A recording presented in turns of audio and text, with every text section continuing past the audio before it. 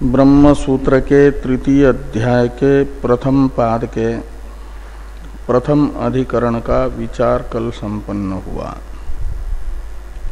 द्वितीय अधिकरण का विचार आज प्रारंभ होना है। पंचाग्नि विद्यास्थ वाक्य को विषय बना करके प्रथम अधिकरण ने इष्ट पूर्त दत्त कर्मकारी जो कर्मी हैं वे भूत सूक्ष्मों से परिवेष्टित होकर के अपने द्वारा किए गए इष्टादि कर्मों का फल भोगने के लिए स्वर्ग में जाते हैं। इस बात को 7 सूत्रों से बताया। अब वहाँ रहने के पश्चात हमेशा हमेशा के लिए तो रहना वहाँ होना नहीं है, वापस आना होता है। तो स्वर्ग से जब मृत्युलोक के ओर उनकी आगति होती है, यहाँ से जाते हैं तो गति हुई और वहाँ से आ रहे हैं यहाँ तो आगति आगमन। तो यहाँ से गए कर्म करके वहाँ रहे और वहाँ से अब वापस आ रहे हैं। तो वापस आ रहे हैं तो बिल्कुल पॉकेट खाली करके आते हैं। उनका कोई कर्म अभुक्त रहता ही नहीं। सारे अभी तक किए हुए कर्मों का फल भोग करके स्वर्ग में आते हैं, या कुछ कर्मों का फल स्वर्ग में भोगते हैं और कुछ बाकी रहते हैं और उन अभुक्त बाकी कर्मों के साथ इस लोक में आते हैं। ये एक संशय स्वर्ग से मृत्यु लोक में आने वाले जीवों के विषय में होता है। उस संशय का निवर्तक यथार्थ निर्णय अनुकूल विचारात्मक द्वितीय अधिकरण की प्रवृत्ति है। तो द्वितीय अधिकरण की जो अवतरण टीका है इसे देखिए। पहले एक वाक्य है, इदानीम गत्यंतर भाविनीम आगतिम निरूपयति कृतात्यय इति। तो गति के अनंतर होने वाली जो आगति है उसे बताया जा रहा है। गति का निरूपण करने के बाद आगति का निरूपण करते हैं, क्योंकि गति पहले होगी स्वर्ग में, जाएंगे तब लौटेंगे। तो स्वर्ग में गति हुई तो गति के अनंतर होने वाली जो वापसी है उस वापसी का निरूपण किया जा रहा है। कैसे वापस आते हैं? तो कृतात्यय इत्यादि 4 सूत्रात्मक जो ये अधिकरण है इसी के लिए है। अब इस 4 सूत्र तथा 4 सूत्रों के भाष्य के द्वारा कृतात्यय अधिकरण के विस्तृत स्वरूप को बताएंगे भाष्यकार भगवान। तो पहले संक्षिप्त स्वरूप को बताने के लिए जो 2 श्लोक हैं भारती तीर्थ जी के द्वारा लिखित, इनका उच्चारण एवं अर्थानुसंधान किया जाए, फिर विस्तृत भाष्य के माध्यम से इस अधिकरण का स्वरूप देखेंगे। स्वर्गावरोही क्षीणानु सयः या सानुसयोऽथवा यावत् संपात वचनात् क्षीणानुसय इष्यते जातमात्रस्य भोगित्वात् ऐकभव्ये विरोधतः चरणश्रुतितः सानु सयः कर्मांतरैरयम्। तो स्वर्गावरोही क्षीणानुसयः सानुसयो अथवा, ये जो प्रथम श्लोक का पूर्वार्ध है विषय तथा संशय को बताता है। श्रुति कहती है तस्मिन् यावत् संपातम उषित्वा अथ एतम एव अध्वानम पुनर्निवर्तन्ते यथेतम।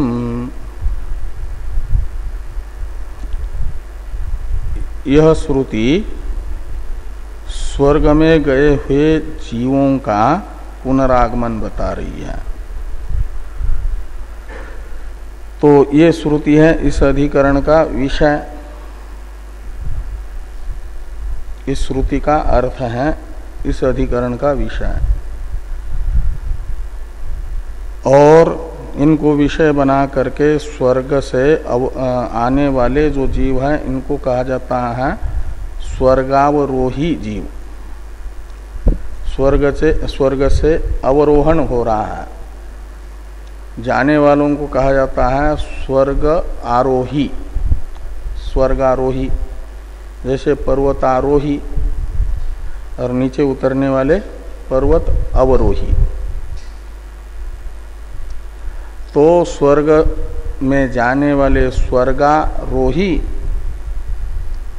और नीचे आने वाले स्वर्गावरोही। तो ये जो स्वर्गावरोही जीव है वह क्षीणानुसय, इसमें अनुसय शब्द का अर्थ है कर्मशेष। तो स्वर्गावरोही जो जीव है वह कर्मशेष रहित होकर के पृथ्वीलोक में आता है, स्वर्ग से अवरोहण करता है। इसमें कर्म शब्द से लेना उसके द्वारा अनुष्ठित जितने कर्म हैं वे सब। मनुष्य शरीर छोड़ते समय जो जो कर्म अभुक्त रहे उसके वे सब कर्म उसमें अनुसय शब्द से पूर्व पक्ष के मत में लिए जाएंगे। स्वर्गीय शरीर से की प्राप्ति होती है संचित और प्रारब्ध जितने भी कर्म हैं उन सब को भोगने के लिए, ऐसा पूर्व पक्षी का मानना रहेगा। इसलिए उनके दृष्टि में तो सारे कर्म वहां स्वर्ग में भोगता है, वो कोई कर्म शेष नहीं रहता। इसलिए क्षीणानुसय होकर के आता है, मतलब सारे जितने कर्म किए हुए थे स्वर्ग में पहुंचने से पहले उन सब का फल स्वर्ग में भोग करके बिल्कुल एक भी कर्म शेष नहीं रहता, ऐसी अवस्था में आता है। ऐसे जीव को कहा जाता है क्षीणानुसय जीव। अनुसय का अर्थ है कर्मशेष और क्षीण अनुसय का अर्थ निकलेगा कर्मशेष रहित।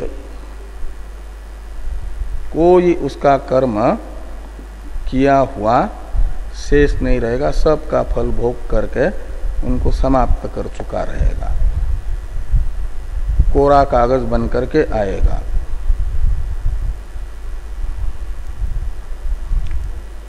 एक पक्ष है ये तो स्वर्गावरोही क्षीणानुशयः याति आता है आयाति, अथवा सानुशयः आयाति, ऐसा लगाना। तो दूसरी कोटि है कि स्वर्गावरोही सानुशयो, तो सानुशय वापस आता है का मतलब कुछ कर्मों को स्वर्ग में भोग दिया और कुछ कर्म भोगने बाकी हैं, ऐसी स्थिति में आता है। कर्म शेष से यानी अभुक्त पहले किए हुए अभुक्त कर्मों से युक्त होकर के आएगा। सारे के सारे कर्मों को स्वर्ग में ही नहीं भोगेगा कर्मफल को। तो सानुशयो याति अवरोहति, स्वर्ग से अवरोहन करता है।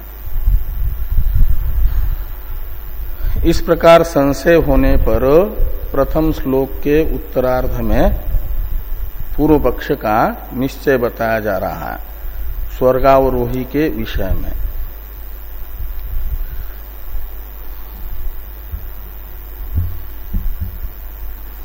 तो क्षीणानुशयः इष्यते, जो चतुर्थ पाद है प्रथम श्लोक का, क्षीणानुशय इष्यते, इसमें क्षीणानुशयी अक्षय के साथ प्रथम पद का अन्वय कर लेना। स्वर्गावरोही क्षीणानुशय इष्यते, स्वर्ग से अवरोहन करने वाला सारे कर्मों को भोग करके स्वर्ग से खाली हाथ लौटता है। सारे कर्म, कोई कर्म उसके साथ में नहीं आता है, कर्म से रहित होकर के आता है, ऐसा मानना उचित है। ईश्वते, ये पूर्व पक्षी कहते हैं। कहा ऐसा, इसमें हेतु, तो हेतु बताते हैं यावत संपात वचनात्, तो तस्मिन् यावत संपातम उषित्वा, ये जो श्रुति है,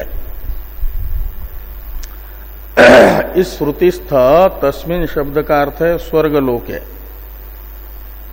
उषित्वा का अर्थ है निवास करके। कब तक? तो यावत संपातम, इसमें संपात शब्द का अर्थ पूर्व पक्ष के अनुसार है स्वर्ग जाने से पहले किए हुए जितने भी कर्म हैं उन सब कर्मों का समूह, संपात शब्द का अर्थ है।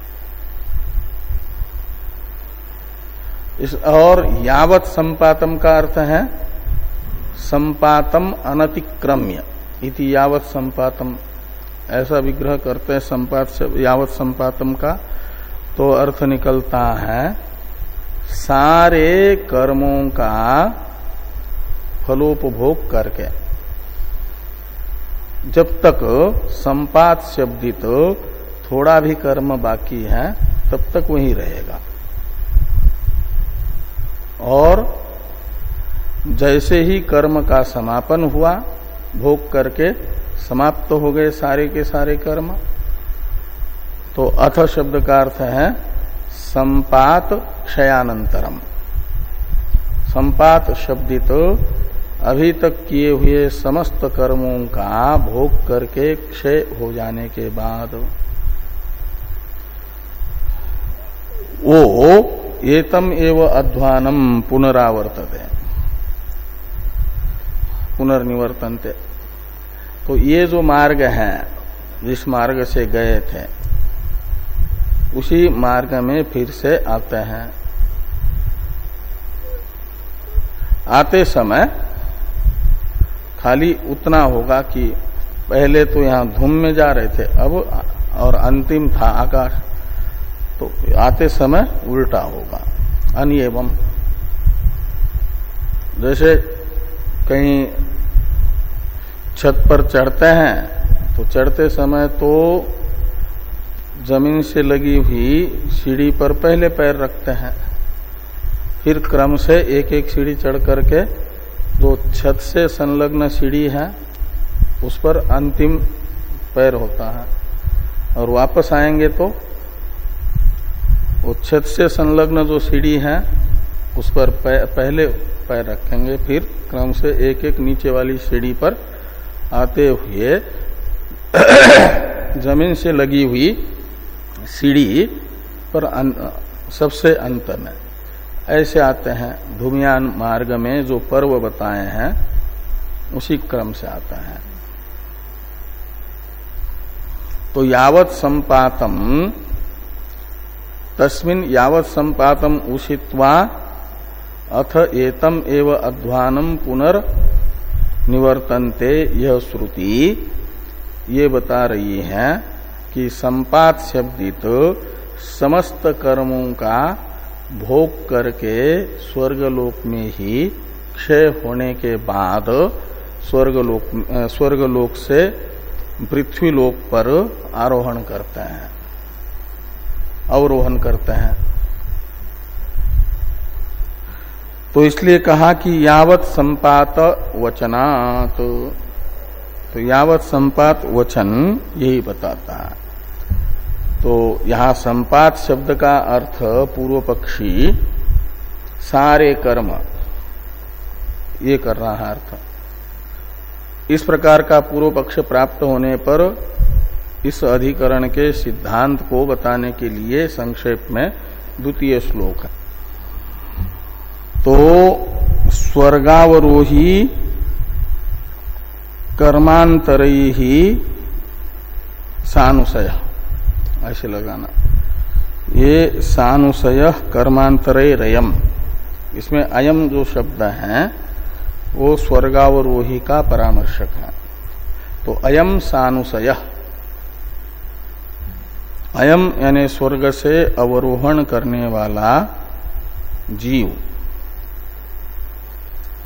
वो क्षीणानुसय नहीं होता अपितु सानुसय होता है।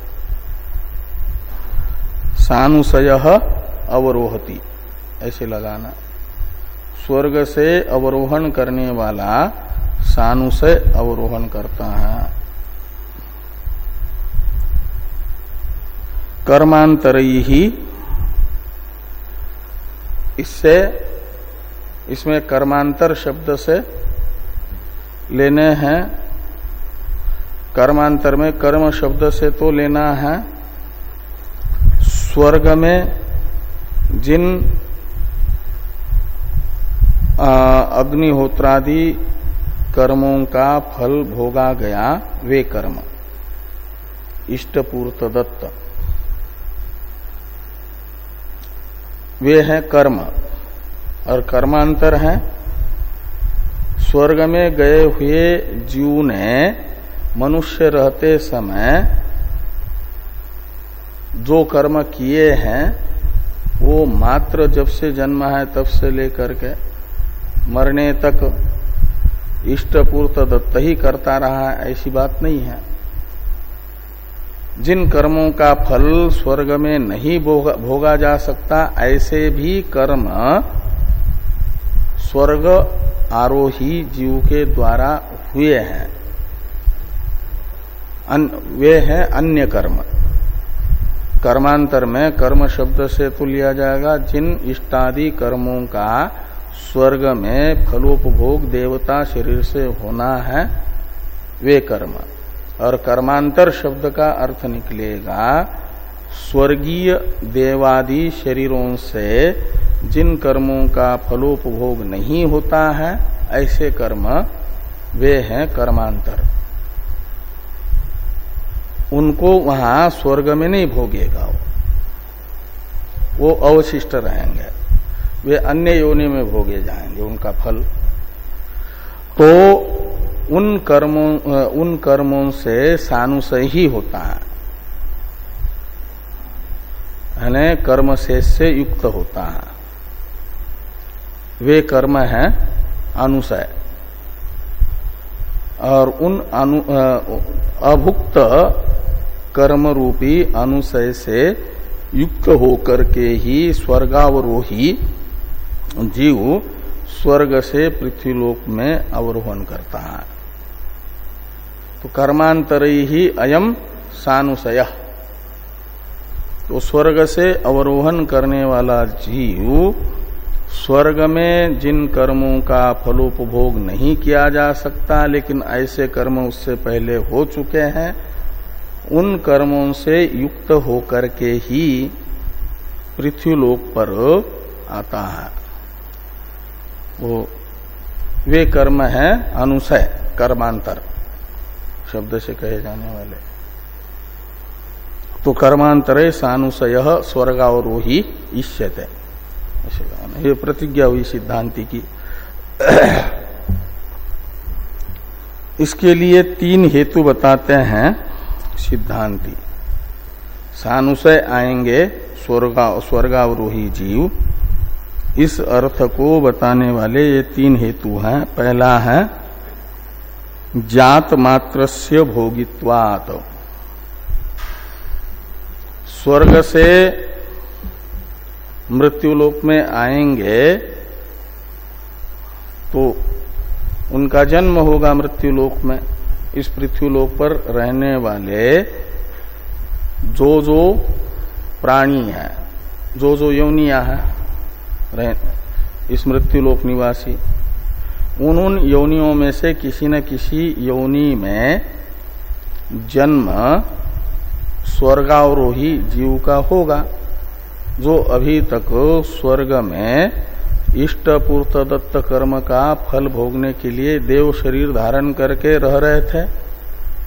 तो स्वर्ग से पृथ्वीलोक पर आएंगे तो पृथ्वीलोक में आ करके या तो मनुष्य बनेंगे, पृथ्वीलोक निवासी।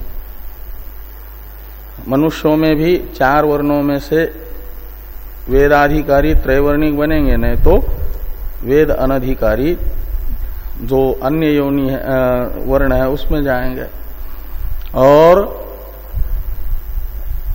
मनुष्य नहीं बनेंगे तो श्रुति बताती है उनका वो जो कपूय चरण यदि है तो स्वयोनि वा सुकर योनि वा का मतलब कुत्ता सुअर आदि किसी भी योनि में स्वर्ग से आने वाले जीव जा सकता है।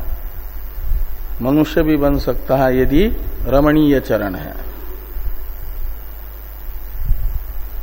और इस योनि में जो आते हैं, ये पृथ्वीलोक में आते हैं, तो जन्म लेते ही सभी प्राणियों के नवजात शिशुओं को एक जैसा ही सुख या दुख नहीं होता।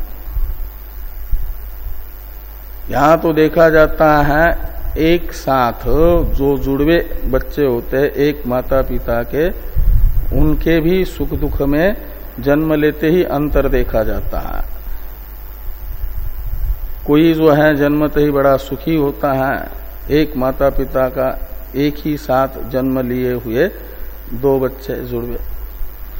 एक रोगी शरीर होता है, स्वस्थ शरीर वाला होता है, का मतलब भोग में विलक्षणता देखी जा रही है। तो वो जो नया नया जन्म लिया है, अभी यहाँ पर सुख दुख का निमित्त भूत पुण्य या पाप कुछ भी किया नहीं है नवजात शिशुओं ने, तो वो कौन से कर्म का फल एक सुख भोग रहा है और दूसरा दुख भोग रहा है।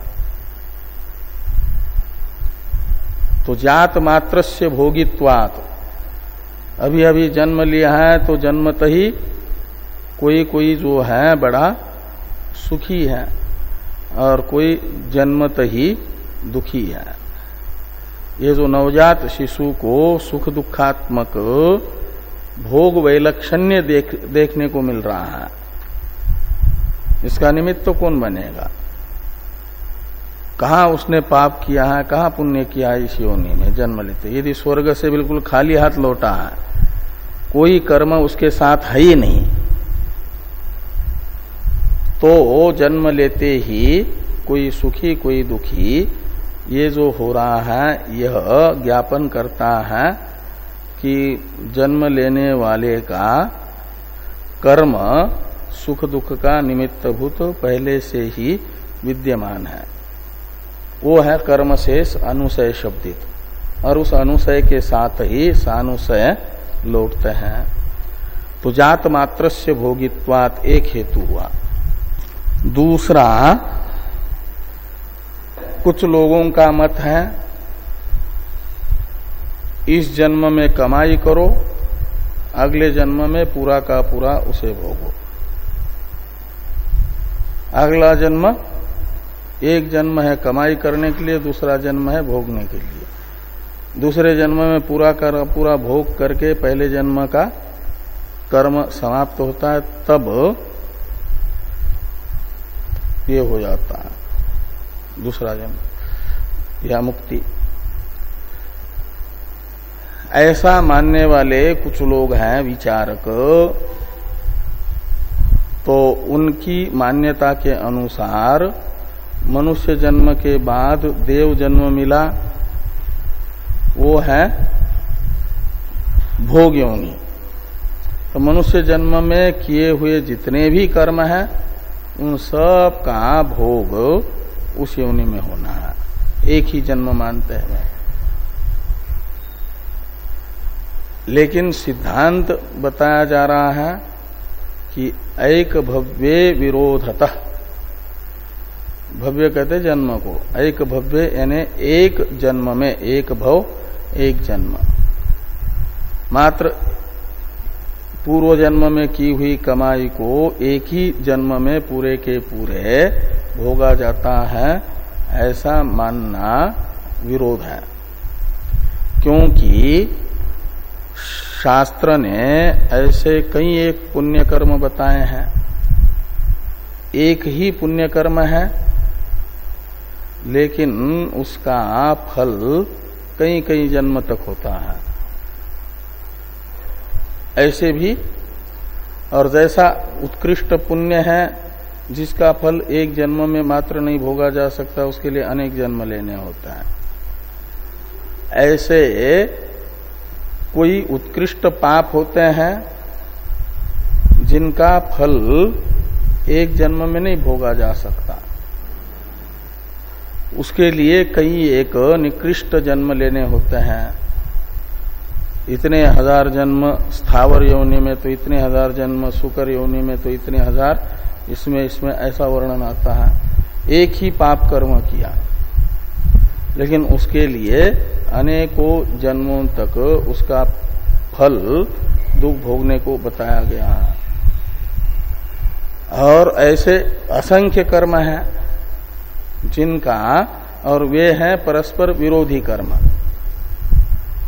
स्वर्ग में जाने वाले सभी के सभी जीवों का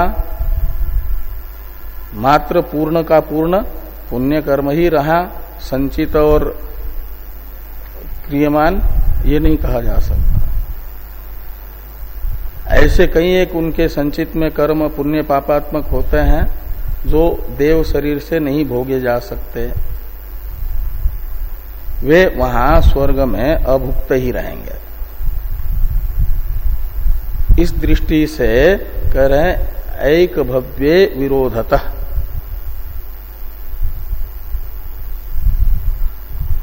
और तीसरा हेतु है चरण श्रुतितः। और श्रुति बता रही है कि स्वर्गावरोही जीवों में दो प्रकार के जीव हैं। कुछ जीव हैं स्वर्ग से अवरोहण करने वाले रमणीय चरण, और कुछ जीवों को श्रुति कहती है कपूय चरण। तो उसमें रमणीय चरण उनको कहा जाता है जिनके स्वर्ग में रहने के निमित्तभूत जो कर्म थे, स्वर्ग में जिनका फल भोगा था, इष्टादि कर्म, उन कर्मों से अतिरिक्त जो संचित है वो तो उनका प्रारब्ध माना जाएगा, और जो संचित है उन संचित में पुण्य अधिक है, जो मनुष्य योनि में ब्राह्मण शरीर आदि से भोगा जा सकता है, ब्राह्मण क्षत्रिय वैश्य आदि, ऐसा कुछ पुण्य है, उनको कहा जाता है रमणीय चरण। और कपूय चरण उनको कहा जाता है जिनका स्वर्ग में रहने के लिए इष्ट पूर्त दत्त कर्म तो प्रारब्ध बन करके सामने आया, और संचित कर्म पृथ्वी लोक में मनुष्य शरीर से नहीं अपितु सूकर और कुत्ता बिल्ली कीट पतंग आदि शरीर से भोगा जाने वाला पाप ही है संचित में, वे हैं कपूय चरण। दोनों स्वर्ग में रह रहे इष्ट पूर्त दत्त कर्म उनका होने के कारण, लेकिन संचित में दोनों के वैलक्षण्य हैं। और उस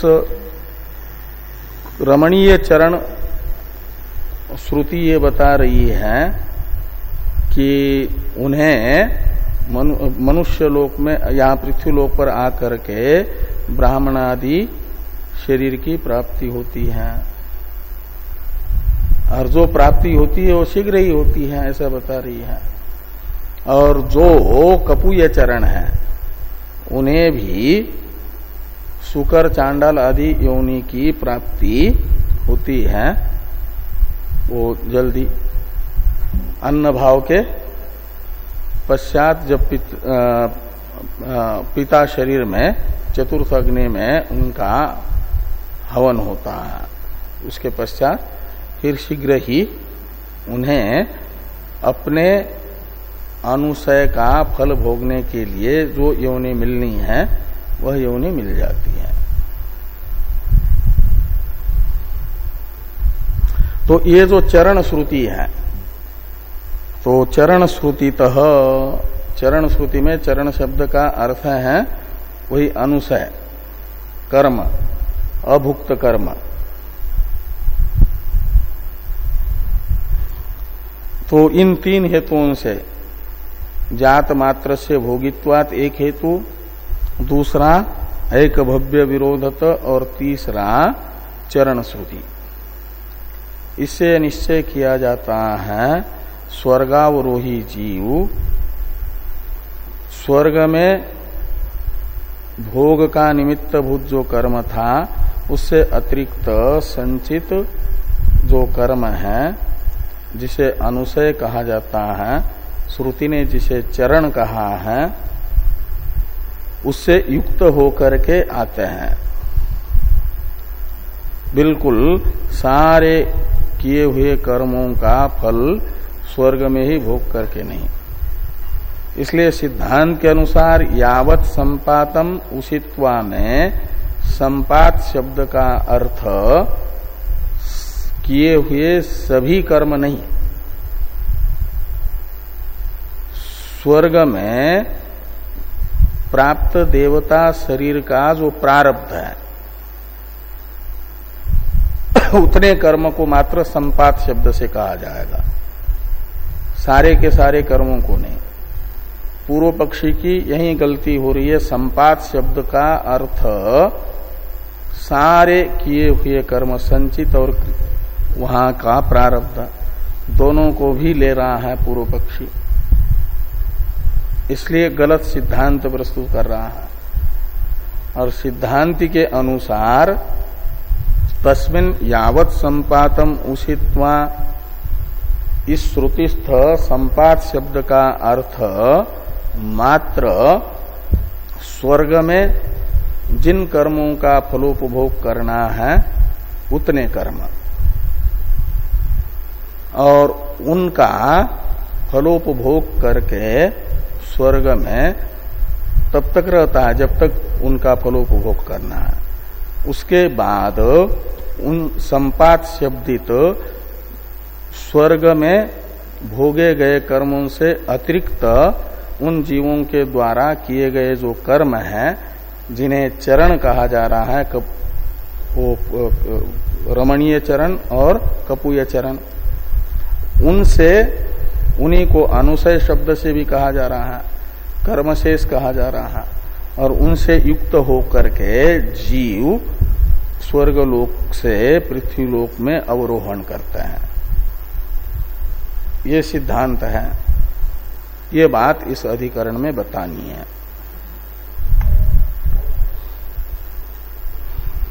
अब थोड़ा भाष्य है, इसको देखिए। इष्टादि कारिणाम धूमादिना वर्तमना चंद्रमंडलम अधिरूढ़ानाम भुक्त भोगानाम ततः प्रत्यवरोह आम्नायते तस्मिन् यावत् संपातम उषित्वा अथ एतम एव अध्वानम पुनर्निवर्तन्ते यथेतम इति आरभ्य यावद् रमणीय चरणा ब्राह्मणादि योनिम आपद्यन्ते कपूय चरणाः स्वादि योनिम इति। तो कहते हैं, पहले मनुष्य शरीर में रह करके, स्वर्ग में जाने से पहले मनुष्य शरीर में रह करके इष्टादि कर्मों का अनुष्ठान करने वाले जो मनुष्य थे, उनका यजमान शरीर शांत होने पर धूमादि मार्ग से चंद्रमंडल शब्दित स्वर्ग में जो पहुंच गए हैं, चंद्रमंडलम अधिरूढ़ानाम का मतलब स्वर्ग में चले गए हैं, और फिर भुक्त भोगानाम, तो स्वर्ग में निवास के हेतुभूत जो कर्म थे उनका स्वर्गीय भोग भोग करके समापन कर लिया, भुक्त भोग हो गया, वहां का प्रारब्ध समाप्त हो गया। तब ततः प्रत्यवरोह आम्नायते, ततः यानी स्वर्गात, प्रत्यवरोह यानी आगमन, पुनरागमन, पुनरावृत्ति। हाँ, नहीं, प्रथमा आम्नायते का कर्म है, प्रत्यवरोह विसर्ग का लोप है। प्रत्यवरोह आम्नायते, प्रत्यवरोह शब्द का अर्थ है आवृत्ति, पुनरावृत्ति, आगमन। आम्नायते यानी पठ्यते, श्रुति के द्वारा बताया जाता है। वो कौन सी श्रुति है?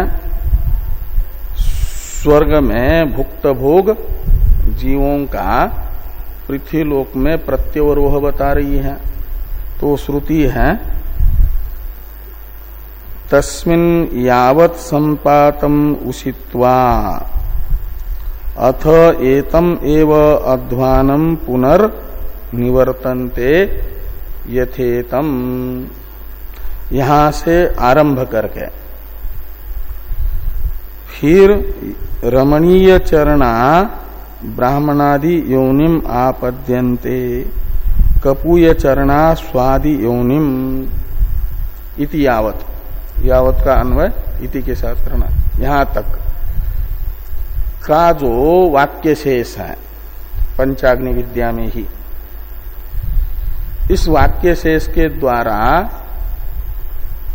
स्वर्ग में जो भुक्त भोग है, संपात का भोग करके क्षय हो गया है जिनके, उनका अवरोह श्रुति बता रही है। श्रुति के, इस श्रुति के द्वारा बताया जा रहा है। तो यहां पर जो अवरोहन बताने वाली श्रुति है, तस्मिन् यावत् संपातम उषित्वा अथ एतम एव अध्वानम पुनर्निवर्तन्ते यथेतम, ये वाली श्रुति, इस श्रुति में अथ जो शब्द है, इस अथ शब्द का अर्थ बताया जा रहा है टीका में। भोक्तव्य कर्म समाप्त्यानंतर्यम अथ शब्दार्थ। उसित्वा के बाद में जो अथ शब्द है, उस अथ शब्द का अर्थ है स्वर्ग में जो भोक्तव्य कर्म है वो है इष्टादि कर्म, देवता शरीर से जिसका फलोपभोग होना है, उस भोक्तव्य कर्म के भोग के अनंतर। तो भोक्तव्य कर्म समाप्त हो गया भोग करके देवता शरीर से, तब उसके समाप्ति के बाद और अंत में एक पद है वहां पर यथेतम। इस यथेतम का अर्थ करते हैं यथेतम इति आरभ्य स्वादि योनिम इत्यंतम वाक्यम यावत् तावत् आम्नायते इति योजना। यानी यथेतम यहां से लेकर के स्वादि योनिम यहां तक का जो वहां पंचाग्नि विद्या के प्रकरण में वाक्य है, उससे क्या किया जा रहा है कि बताया जा रहा है वो पुनरावर्तन, स्वर्ग से प्रत्यारोहण बताया जा रहा है, ऐसा अन्वय करना। यावत् तावत् शब्द, यावत् शब्द वहां है ना, उससे फिर यावत् का अपेक्षित तावत् का अध्यार करना। इति यावत् का अर्थ निकलेगा यहां से प्रारंभ करके फिर तावत् पर्यंतम का मतलब वो स्वायोनिम यहां तक के ग्रंथ से बताया जा रहा है स्वर्गावरोही जीव का स्वर्गावरोहन, स्वर्ग से अवरोहन।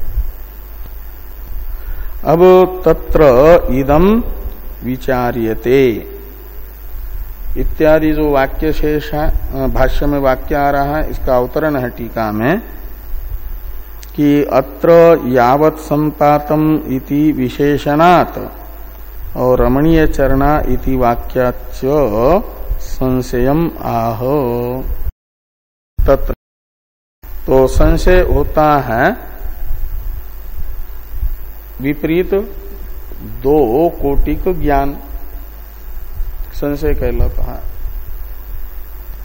वो क्षीणानु से स्वर्गावरोही होते हैं, सानु से स्वर्गावरोही होते हैं, ये दो कोटि हैं। इन दो कोटियों में हेतु बताया जा रहा है, कोटि द्वयात्मक जो ज्ञान है, इस ज्ञान में हेतु बताते हैं कि संपात यावत् संपातम इति विशेषणात् तस्मिन् यावत् संपातम उषित्वा, इस विशेषण को लेकर के और रमणीय चरणा इत्यादि वाक्य को लेकर के ये संशय हो रहा है।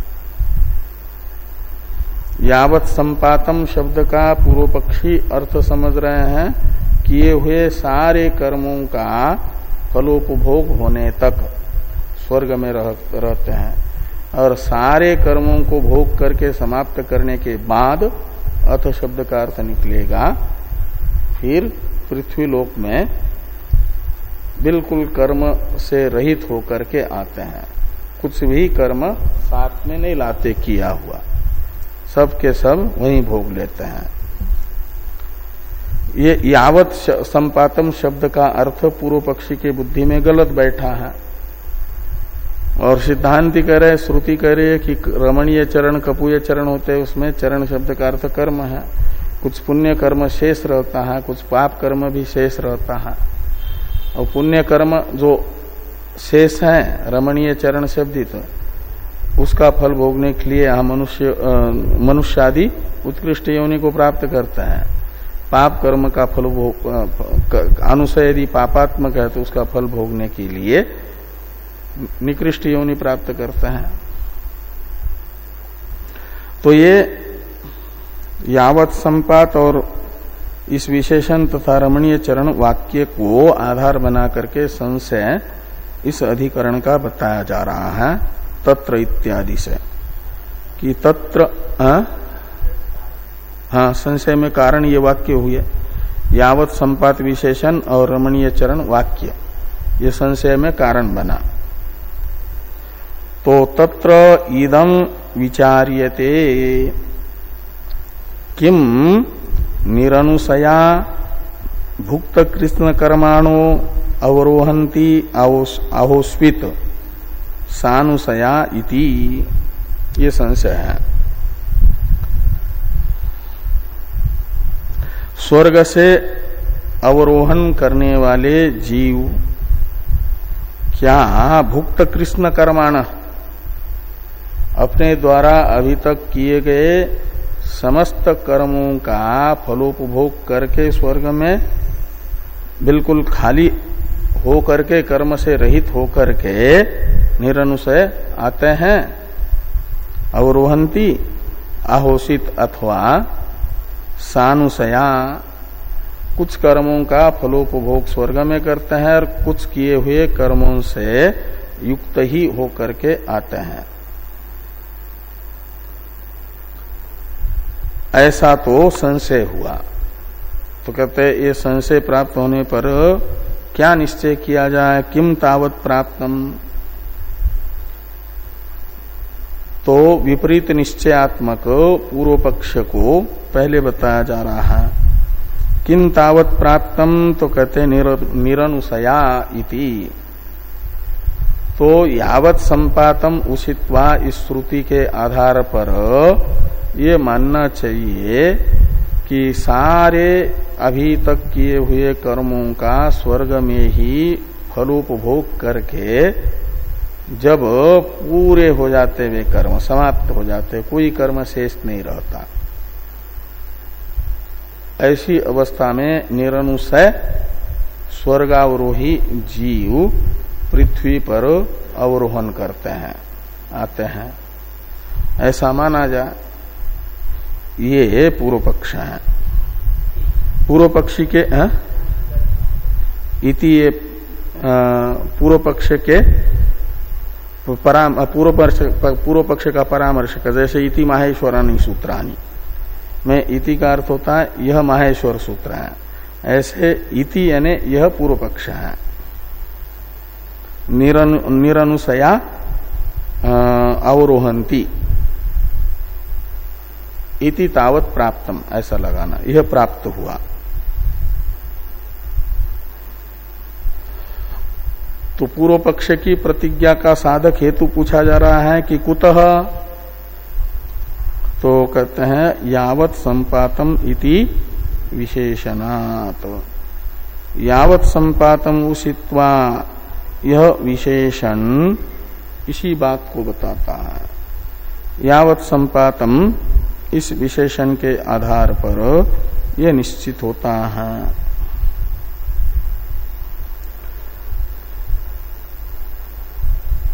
पूर्व पक्षी कह रहे हैं कि संपात शब्द का अर्थ है कर्मफल,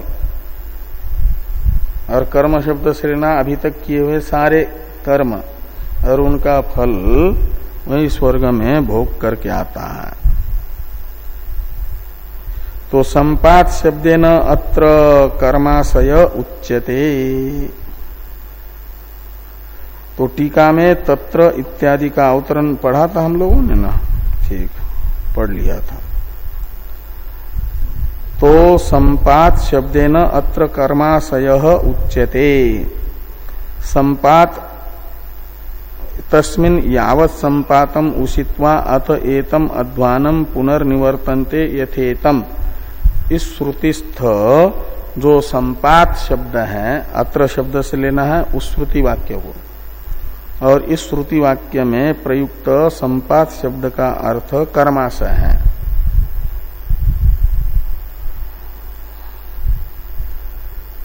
और कर्माशय अर्थ कैसे निकलेगा?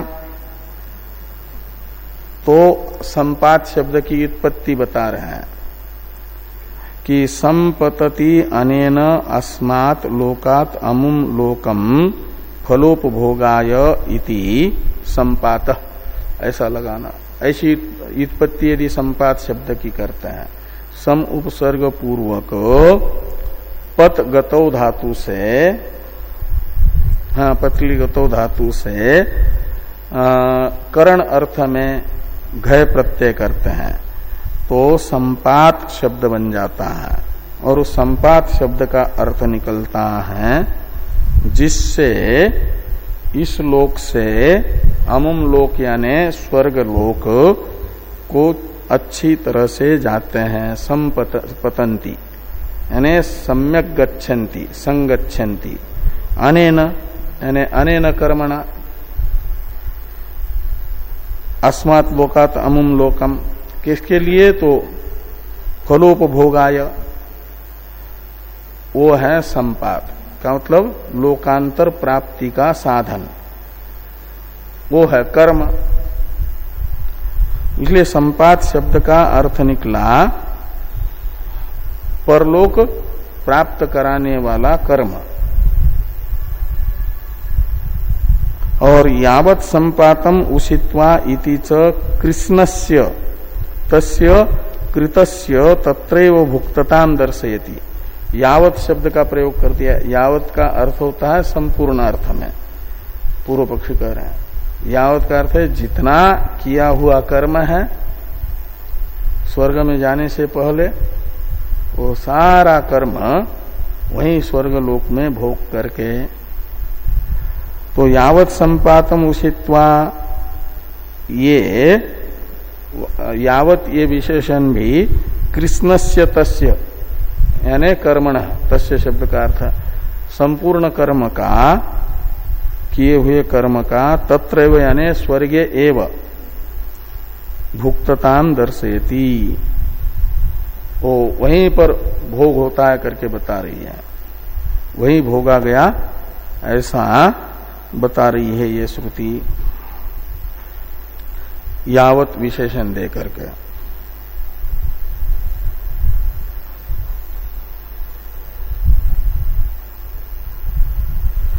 तेषाम यदा इत्यादि और भी श्रुति पूर्व पक्षी अपने इसी अर्थ का ज्ञापन कर रही हैं, इस अर्थ में पूर्व पक्षी बता रहे हैं। इस पर चर्चा हम लोग कल करते हैं।